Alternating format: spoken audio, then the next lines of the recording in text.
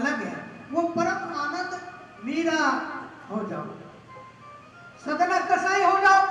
जिस तरीके से सदना कसाई ने फेंक दी कटारी, छुरे तलवार फेंक दी एक गुरु के शब्द पे, सतगुरु रविदास जी के एक शब्द पे, मांस बिराना खाई के पोख के अपनी दे, अरे एक दिन बदला ले लेगा तेरे मुंह में देगा।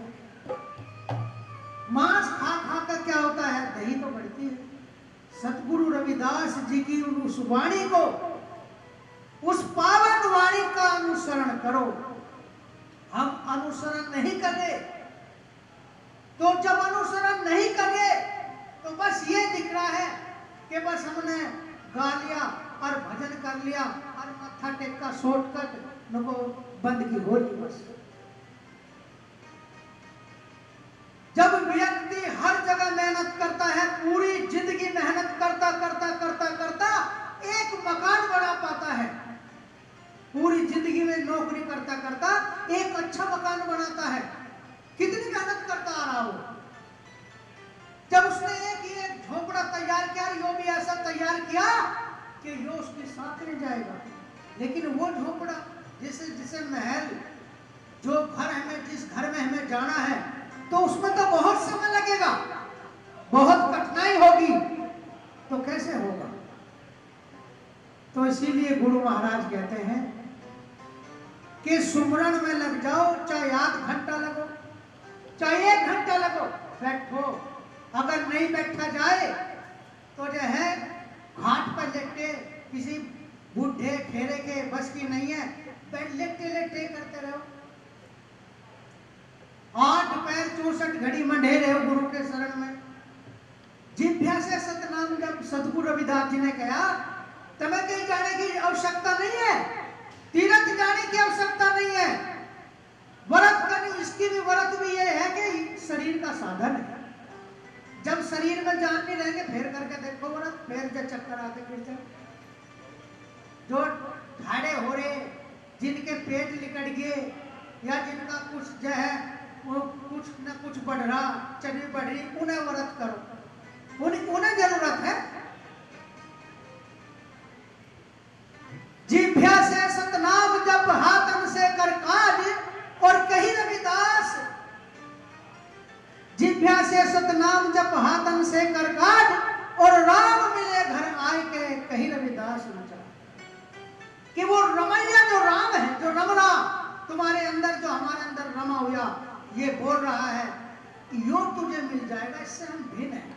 क्या हमारे जो विचार है, हम कुछ नहीं है, हम एक विचार है, आप एक विचार हो, एक विचार ही तो है। शरीर ही रह जाता है, विचार चला जाता है, विचार भिन्न हो जाता है।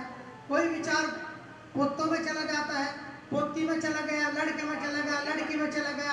हम विचार है केवल, और इस विचार को हमें उस शब्द में जोड़ना है। अगर हमने अपना विचार में परिवर्तन कर लिया और हमने अपने विचार को शब्द में जोड़ लिया, तो शब्द ही हो जाओगे। और जब शब्द हो जाओगे तो बस एक रूप होगी। अन्य है क्या है आदमी, बताओ क्या है। अगर तुम अपना पूरा नाम बताओगे कि भाई मेरा नाम ये है, मेरा नाम नंदू है, या मेरा नाम पप्पू है, तो कहां बताओगे शरीर के अंदर। ये गुरु सतगुरु समनदास जी महाराज ने भी इसे भिन्न भिन्न करके दर्शाया है कि कहां है तेरा नाम, बताओ कहां है, किसका नाम। संसार का माँ बाप का नाम से संबोधित है, इससे संबोधित होता है कि भाई इसका नाम ये है, उसका नाम ये है। इसे नाम हटाकर शरीर पर तू अपना नाम धर के दिखा दे। केवल हम एक विचार है, और विचार में ही गुरु महाराज ने कहा कि तू अपने विचार में मत रहे, सतगुरु के विचार में बन जा। सतगुरु के विचार में मिल जाए तो तेरा जो है ये तेरा अपना आपा खत्म हो जाएगा, तू अपने आप खत्म हो जाएगा। और जब तू, क्योंकि जब तक तू है तो वो नहीं है, जब तक मैं हूं तो वो कभी नहीं आ सकता। और जब तक मैं भाव रहेगा, सतगुरु के दीदार नहीं होंगे। और जब मैं भाव खत्म हो जाएगा, जब ही वो मालिक प्रवेश हो जाएगा। मीरा ने इसीलिए तो उसे तो खत्म कर दिया। मीरा के क्या कमी थी? हीरे जवाहरात सब कुछ तो थे, धन दौलत, हाँ, लेकिन मीरा ने कहा इसमें युगायुग से पता नहीं कितने लोग जलते आ रहे हैं, कितने लोग। जब महात्मा बुद्ध घर से निकले तो उनका सारथी उनको रथ पे ले जा करके उनको जो है जंगल में छोड़ने के लिए जा रहा। तो तब उन्होंने जंगल में उन्हें छोड़ा तो उसने कहा कि हे सिद्धार्थ राजकुमार, आप इतने आलीशान महल से और आप जंगल में जा रहे हो, क्या मिलेगा? तो आप तो राजा हो, हर चीज की सुविधा है। तो उसने ये कहा कि मुझे इन महलों में लपट उठती हुई नजर आ रही है। कहने लगे मुझे तो नजर नहीं आ रही। कि तुझे नजर नहीं आएगी क्योंकि तेरी आंख जो है मोह ममता में अड़ी हुई है, और इन लपटों में पता नहीं कितने युगायुगी से जलते आ रहे हैं।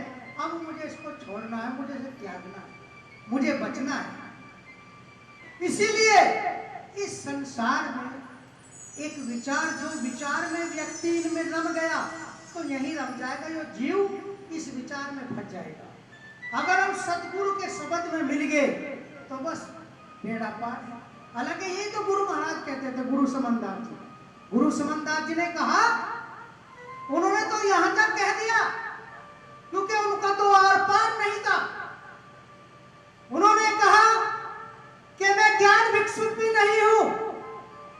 कहते थे ना, जब अपनी में आ जाते थे, उस देश के निवासी होते थे, तो उन्होंने कहा मैं ज्ञान भिक्षुक भी नहीं, मैं रविदास भी नहीं, मैं मामचंद दास भी नहीं हूं। आर पार नहीं है, पता नहीं मैं क्या हूं, कोई मुझे खोज लो। तो आदि शक्ति को कोई नहीं खोज सकता। ऐसा कोई होया नहीं जो उस आदि शक्ति को खोज सके, और जिसने खोजा है वो उसी में मिल गया। बिना उसके, बिना रहमत के, बिना कृपा के किसी जीव का उद्धार हो ही नहीं सकता। अगर कोई और कहे कि मैं भजन करना चाहूं, मैं 1 घंटा बैठना चाहूं, बैठ नहीं सकता। सतगुरु की कृपा होगी तो तेरा चित्त लगेगा, नहीं तेरा चित्त भटकता हो जाएगा। इसी तेरी कल्पनाओं में, जिन कल्पनाओं को तूने रचना की है, जिस कल्पनाओं का तूने ढेर मार लिया, जिस कल्पनाओं की तूने गठड़ी बांध ली, वो कल्पना तेरे चारों तरफ घूमती रहेगी। उन्हें केवल गुरु का वाणी हटा सकता है। तो वो तो अखंड है, अमर है, अजर है।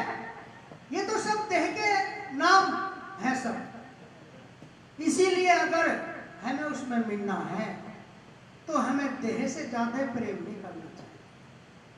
देह से करो, जितने मालिक ने हमें सांस दिए हैं इतने रहो, लेकिन इन सांसों पे अपना हक मत जमाओ।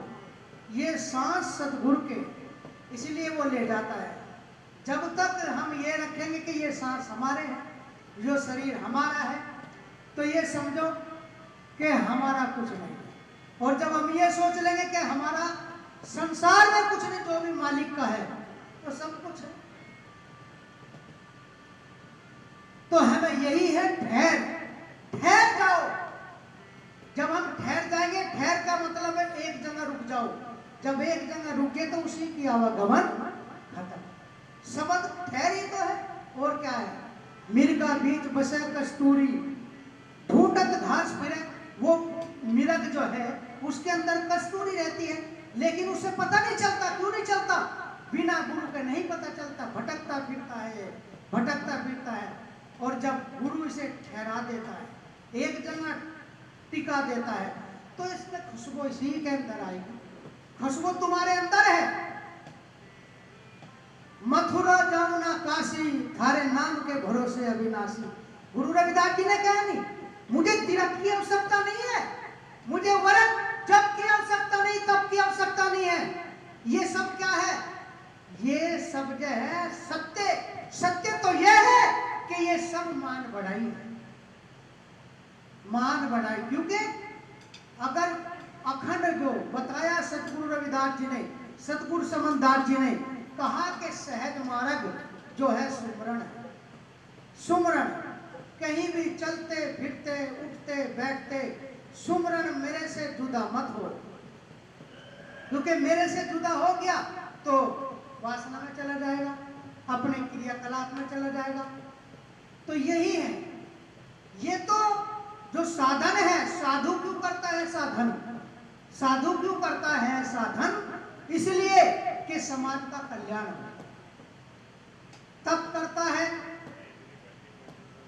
उसका शरीर का साधन, इंद्रियों का साधन, मन का साधन 40 दिन, 41 दिन, 51 दिन, 101 दिन, यो इसीलिए करता है कि वो धीरे धीरे उसके इंद्रियों का साधन बन जाए। अन्य ये भटकती फिरती रहती है, इन्हीं की भक्ति है। इन्हें रोकने के लिए गुरु महाराज अपनी शरण में लेते हैं, यो ही भजन बताते हैं।